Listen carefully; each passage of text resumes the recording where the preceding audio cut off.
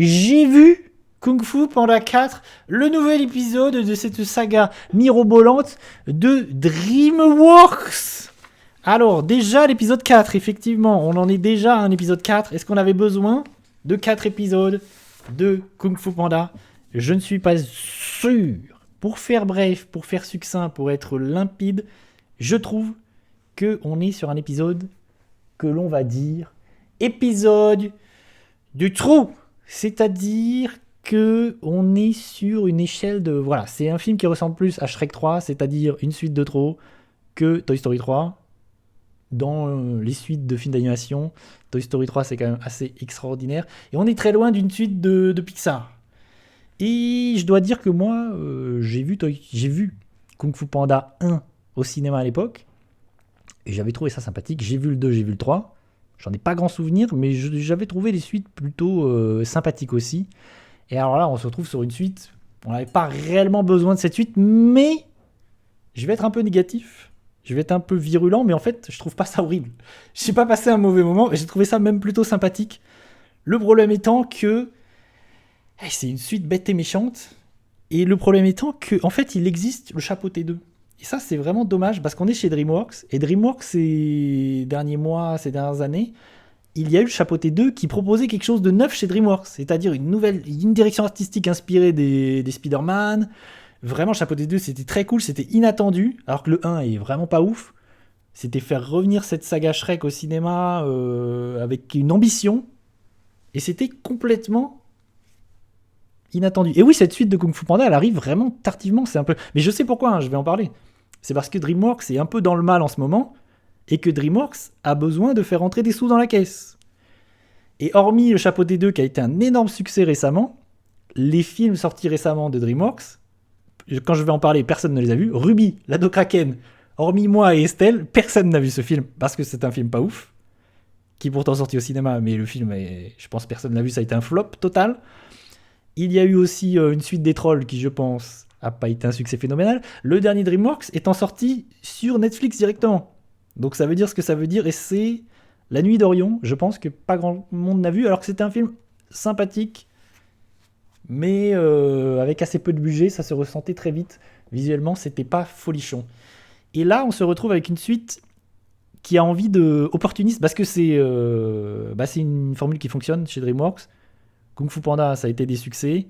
Ils ont besoin de revenir sur des choses qui vont faire venir des gens en salle. Donc, il faut imprimer des petits billets. Et chose intéressante, c'est que je me suis renseigné, et ce film Kung Fu Panda il a été produit pour assez peu d'argent, c'est-à-dire qu'il est produit avec 85 millions de budget, ce qui est moins que les deux précédents. C'est-à-dire que les trois premiers sont entre 130 et 150 millions, et lui, il y a une baisse drastique du budget. Et c'est là où on comprend qu'en fait, il voulait faire une suite pour pas très cher, pour essayer de ramener un peu de sous, parce que chez DreamWorks, en ce moment, c'est un petit peu compliqué. Du coup, on se retrouve avec un film pas désagréable, un peu sympathique, mais qui tente rien en fait, qui essaye juste de cocher les cases pour pas faire sortir trop d'argent aussi, et pour que tout le monde s'amuse. Par exemple, il y a un truc un peu rigolo dans le film, c'est pas anodin non plus, c'est que Po, le guerrier dragon, normalement il est accompagné d'une petite bande d'amis. Enfin, il y a une petite bande autour de lui, incarnée notamment par Angelina Jolie. Et dans ce film, littéralement, il y a un dialogue pour dire « Ils sont loin, ils sont pas là !» Pourquoi, me direz-vous? C'est parce que j'imagine qu'Angelina Jolie, par exemple, elle coûte trop cher. Elle coûte très très cher. Donc on a fait « Non, ça dégage, dégagez, on n'en parle plus. » Donc là, c'est un peu symptomatique de la suite qu'on essaye de produire pour pas trop cher, et en essayant de couper les choses qui peuvent faire déborder le budget. Qu'est-ce que ça raconte? Que Kung Fu Panda 4. Parce qu'en fait, c'est pas inintéressant, je trouve. Il y a une idée intéressante dans le film qui est pas forcément assez développée, je trouve. C'est qu'en fait, on retrouve Po dans la suite de ses aventures, le panda moelleux. Et en fait, il va devoir, dans ce film, trouver un héritier. C'est-à-dire qu'on va lui dire, à un moment donné, il faut que tu passes le flambeau. Il est question d'héritage, de passer... C'est un peu aussi une question qui a été développée dans le dernier Miyazaki, le garçon et le héron, de cette idée de trouver un héritier, avoir un héritage. Bon, ça Le Garçon et le Héron, c'est un chef-d'œuvre. Donc, on va pas comparer les deux, mais il y a cette idée-là. Et donc, il doit trouver quelqu'un pour lui succéder. Et ça, je trouve c'est intéressant. C'est-à-dire qu'on a suivi ce personnage qui est devenu un guerrier. Voilà, aujourd'hui, c'est un vrai guerrier qui a obtenu un statut de guerrier légendaire. Et à un moment donné, vas-y, trouve quelqu'un pour te succéder et tu vas devenir le maître, le sage. Tu vas devoir lui apprendre les arcanes du métier du kung-fu. Et ça, c'est cool. Je trouve que c'est une idée intéressante. Le problème étant que vraiment tout est cousu de fil blanc dans le film. Dès les 5 premières minutes, vous allez savoir où ça va. Franchement, là, il n'y a aucune surprise, il n'y a rien d'original. On est sur le truc basique de Po qui, du coup, va rencontrer un antagoniste au début du film, on voit sur l'affiche, la petite lapine qui est voleuse, qui au début est un antagoniste, qui va devenir un ami de Po, mais qui, spoiler, bon ça vous allez comprendre tout de suite, qui va trahir, parce que vraiment c'est le truc habituel, elle va le trahir pour finalement se repentir, la rédemption, redevenir son ami, nanani. Franchement, classique shit. Ouais, c'est un peu ça. D'ailleurs, Maître Shifu, je trouve que c'est l'un des meilleurs persos de cette saga, et il est doublé en français par Pierre Arditi, qui je trouve fait un super travail. Vraiment. Et c'est Dustin Hoffman en VO. Et donc, c'est une sorte de buddy movie. Ça encore, c'est pas très original. Parce que c'est buddy movie classique. On a Po qui, du coup, va traverser le film avec ce compagnon d'infortune qui, au départ, est un antagoniste. Puis qui, finalement, va se trouver être l'héritier, tombé de nulle part. Et Po, quel est l'antagoniste? Parce qu'il y a un nouveau méchant. Ça, c'est un truc qui, je trouve, est raté dans le film. C'est con. Il y a un nouveau méchant dans le film qui intervient, qui est une sorte de caméléon. Et encore une fois, là, ça montre du cynisme de DreamWorks à ce niveau-là. C'est-à-dire que le pouvoir du grand méchant, la caméléon, c'est de photocopier littéralement les autres méchants. C'est-à-dire qu'elle est littéralement une photocopieuse. Et elle permet juste de ramener les anciens méchants des films précédents. C'est nul. Franchement, je trouve que l'antagoniste, il est raté. Et c'est dommage, d'autant plus que c'était une idée qui aurait pu être intéressante, c'est-à-dire ce personnage qui en fait peut prendre l'apparence de n'importe qui. Elle est montrée comme ça, c'est-à-dire qu'elle peut... Et ça, c'est jamais utilisé dans le film, à bon escient, parce que ça pourrait être super, ça pourrait être une super idée. Elle peut prendre l'apparence de n'importe qui. Donc ça veut dire que elle peut être partout, nulle part en même temps, ça peut être tout le temps les amis, ça peut être le père de Po, enfin... Ça voudrait dire qu'en fait, l'antagoniste, il est tout le temps là. Et c'est jamais réellement le cas dans le film. Et ça, je trouve, c'est un acte manqué. Et cette idée de faire revenir les grands méchants, parce que c'est ça qui fonctionnait dans les premiers, c'est qu'à chaque fois, il y a un méchant, un antagoniste impactant et intéressant. Dans le 2, dans le 3, ils arrivaient à faire rentrer un méchant. Et c'était ça aussi la saveur des films. Et là, vraiment, vas-y, faire revenir les méchants, again, c'est nul. Ça, vraiment, c'est nul. Zéro. Et du coup, il y a un truc, moi, que je trouve fonctionne dans le film, et ça fonctionne depuis le début, c'est que Po, il est doublé en VO par Jack Black. J'adore Jack Black. Et en VF, c'est Manu Payet. Et je trouve que Manu Payet, sur le personnage de Po, s'en sort admirablement bien. Je trouve que ça fonctionne de ouf. Je trouve que vraiment, il se débrouille très très bien. Dans cet épisode 4, c'est toujours cool. C'est toujours cool d'entendre Manu Payet. Alors que quand même, il est là pour doubler Jack Black. Et je pense que c'est pas évident non plus de prendre la place de Jack Black. Et il y a un autre truc cool dans le film, c'est que... Et ça, d'ailleurs, c'est sur YouTube, vous pouvez le voir sur YouTube, c'est qu'à la fin du film, dans le générique, dans les crédits de fin, il y a une reprise de Britney Spears par Jack Black. Ça, c'est oui. Rien que pour ça, ça vaut le coup. Mais de toute façon, c'est disponible sur YouTube. Donc, vous n'avez pas besoin d'aller voir le film pour entendre cette reprise de Britney Spears. Et il y a un truc aussi étonnant, c'est que la musique est composé par Hans Zimmer, entre autres, et Steve Mazzaro. Et je trouve la musique plutôt cool en vrai. Il y a quelques moments où je me suis étonné à me dire tiens, la musique elle est sympathique. La musique elle est plutôt cool. Donc, je crois que j'ai mis 2 sur 5 à ce Kung Fu Panda 4 sur Letterboxd. Parce qu'en vrai, je pense qu'on n'avait pas besoin de cette suite. Vraiment, c'est une suite de trop. On sent vraiment que que DreamWorks a besoin d'être solide sur ses appuis, a besoin de faire des entrées, a besoin de faire des films qui marchent. Et c'est pour ça qu'on va se retrouver avec des suites de Shrek et d'autres choses de licence DreamWorks qui fonctionnent. parce que récemment, DreamWorks, c'est compliqué. Et c'est dommage, franchement, c'est dommage, parce que c'est pareil, visuellement, il n'y a rien de dingue, et en plus, on sent que le budget est pas faramineux. Donc vraiment, on est très loin des derniers Pixar. Et on est très loin de l'inventivité du chapeauté 2. Moi, c'est dommage parce que le chapeauté 2, ça aurait pu être... Pour moi, c'était une sorte de note d'intention de DreamWorks en disant, vas-y. Maintenant, DreamWorks, ça va être ça. Une envie de renouveau, quoi. Et en fait, pas du tout. Ruby, c'était de la 3D classique.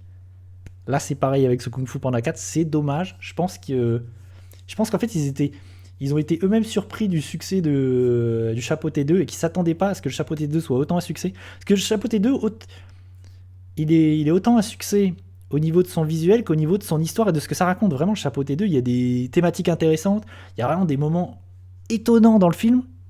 Vraiment, ça traite de choses intéressantes. La mort. Il y a des choses vraiment surprenantes dans le Chapeauté 2 et c'est une vraie réussite. Et alors là, Kung Fu Panda 4, à côté... C'est hyper décevant. Et autre chose étonnante, petite anecdote, j'ai vu ça en restant sur les génériques de fin, c'est qu'en VO, il y a MrBeast, qui fait, je sais pas qui, c'est juste que je l'ai vu passer dans les crédits, il y a MrBeast, qui double un personnage en VO, à la cour. Mais en vrai, c'est pas déplaisant. Et je dois dire que dans ma salle, il y avait des enfants, et les enfants rigolaient, les enfants étaient contents. Donc je pense qu'il remplit son rôle de film familial et de film pour enfants et de film aussi pour adultes parce que moi il y a des trucs qui marchent je trouve au niveau humour. Vraiment il y a des trucs moi qui m'ont fait rire, il y a des trucs qui fonctionnent. Mais en sortant du film, est-ce qu'il va m'en rester grand chose ? Je suis pas sûr. Vraiment on est très loin des meilleures suites de chez Pixar par exemple. Moi je trouve que Toy Story 3 par exemple, ce qui est fou par exemple dans cette licence Toy Story, c'est que Toy Story arrive à être de mieux en mieux jusqu'au 3. Et même le 4, je trouve que Toy Story 4, c'est très très bien. Largement mieux que là où, en fait, j'ai l'impression que Pixar arrive à créer des suites. Vraiment, qui arrive à apporter quelque chose. En tout cas, pas toutes les suites chez Pixar. Hein. Parce que je suis en train de repenser à certains films. Mais chez DreamWorks, j'ai l'impression que c'est complexe. Parce que Shrek, c'est pareil. Moi, j'ai le sentiment que Shrek, c'est la même chose. Shrek 2, c'est le meilleur. Et après, c'est de moins en moins bien. Et Shrek 5, ça fait un peu flipper. Parce qu'ils ont annoncé un Shrek. Vu qu'ils ont réussi à raviver la flamme de cet univers Shrek avec le Chapeauté 2, ils se sont dit, allez, allons-y, on va ressortir. On va ressortir tout ça. Allons-y. C'est parti, mon coco. Je sais pas quelles sont les licences fortes de chez DreamWorks encore à touiller pour tartiner un peu plus. Mais ça augure pas du bon. Donc, en conclusion, Kung Fu Panda 4, c'est moyen, parfois très cynique. C'est un peu une suite qui n'avait pas lieu d'être. Qui attendait... En vrai, c'est un truc que je me suis posé cette question. Qui avait envie de voir un nouveau Kung Fu Panda ? Qui attendait, qui demandait une suite à Kung Fu Panda 4 ? Je ne sais pas. J'ai l'impression que personne n'avait envie d'avoir une suite à Kung Fu Panda. Et pourtant, ce suite existe.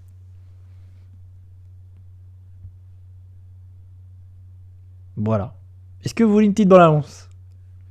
Si vous voulez, je vous inocule une petite bande-annonce dans les veines.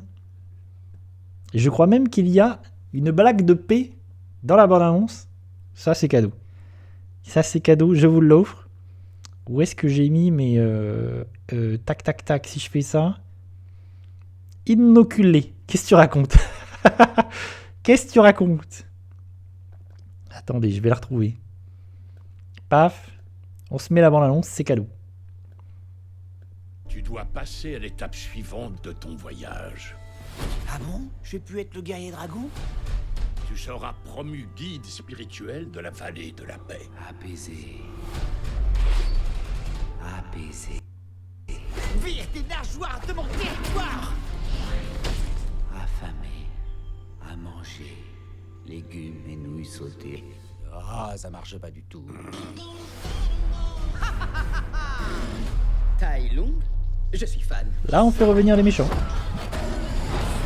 Quand je posséderai le kung-fu des plus grands méchants, Personne n'osera douter de mon pouvoir. Pas même l'illustre guerrier dragon. C'est qui ça? La plus puissante sorcière polymorphe, la caméléone. Et comment je la trouve, cette la caméléone? Je vais t'amener tout droit devant sa porte. On est face à une armée. Alors on va créer notre armée à nous. Mais on est où, là? Les plus grands escrocs et criminels vivent ici. T'es une criminelle recherchée? T'as l'air étonné, c'est étonnant. Attention, les enfants, les feux d'artifice, c'est dangereux. La violence chatouille le bidon. Pourquoi on vous aiderait? On peut battre la caméléone tous ensemble. Guerrier dragon, c'est ce que je fais de mieux. Skadouche. J'y connais quoi en guidage spirituel, sérieux? Que tiens-tu dans la main? Ah, cookie. Tu as été choisi pour être bien plus que ce que tu es déjà.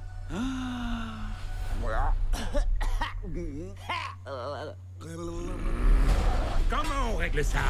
Vite et sans douleur? Ou lentement avec douleur? Avec douleur.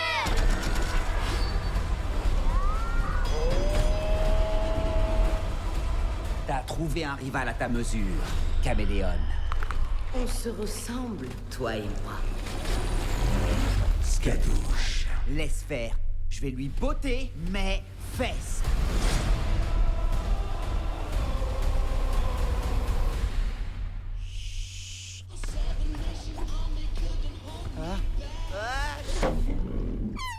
Ah, on finit sur une blague de paix. Merci Kung Fu Panda. Merci DreamWorks. Ça, c'est oui, c'est validé. Rien que pour ça, c'est validé.